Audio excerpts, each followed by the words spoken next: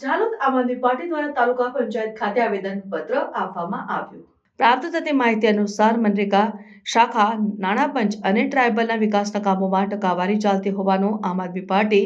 ઝાલોદ દ્વારા આક્ષેપ કરવામાં આવ્યો। ઝાલોદ આમ આદમી પાર્ટીએ તાલુકા પંચાયત કચેરી ખાતે ટીડીઓને આવેદનપત્ર આપી જાણ કરી કે ઝાલોદ તાલુકાના હાલ મનરેગા શાખા નાણાં પંચ ટ્રાયબલના વિકાસ કામો માટે લાભાર્થીઓ અને સરપંચો પાસેથી નાણાં પંચના ગ્રાન્ટમાંથી અલગ અલગ વિભાગોમાંથી કામ માટે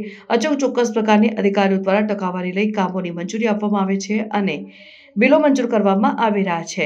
અને ગત વર્ષે મનરેગા શાખાના ઉચ્ચ અધિકારીઓને લાંચ સ્વરૂપમાં એન્ટી કરપ્શન બ્યુરો દ્વારા ધરપકડ કરવામાં આવી છતાં ભ્રષ્ટાચારના નામે ઝાલોદ તાલુકો મોખરે જઈ રહ્યો છે। ની માહિતી સાથેનું આવેદનપત્ર ઝાલોદ આમ આદમી પાર્ટીના પ્રમુખ અનિલ ગરાસિયા દ્વારા આપવામાં આવ્યું અને હવે ટકાવારી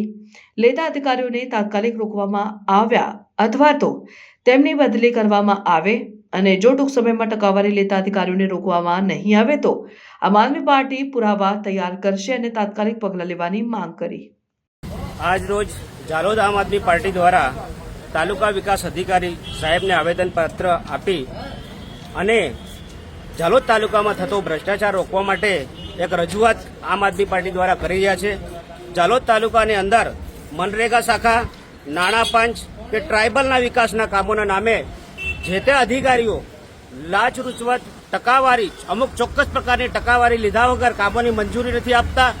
અને મનરેગાના શાખાને હેઠળ પણ કેટલોક મોટા પાયે ભ્રષ્ટાચાર ચાલી રહ્યો છે એ લાભાર્થીઓ દ્વારા અમને જાણવા મળેલ છે। અત્યારે સાહેબશ્રીને અમે રજૂઆત કરીએ છીએ આ ટૂંક જ સમયની અંદર આ જે ભ્રષ્ટાચાર આ જે ટકાવારી જે લેવામાં આવે છે આ ટકાવારી જો બંધ કરવામાં નહીં આવે તો આમ આદમી પાર્ટી ગાંધી ચિંધ્યા માર્ગે આગળ વધશે અથવા તો આ જો સતત આ રીતની પ્રોસિજર લેશે ત્યારે તાળાબંધી કરવા માટે પણ અમે મજબૂર ના થવું પડે એના માટે આજે જાણ કરી રહ્યા છે। આપનું નામ? અનિલભાઈ ગરાસિયા, ઝાલોદ આમ આદમી પાર્ટી પ્રમુખ।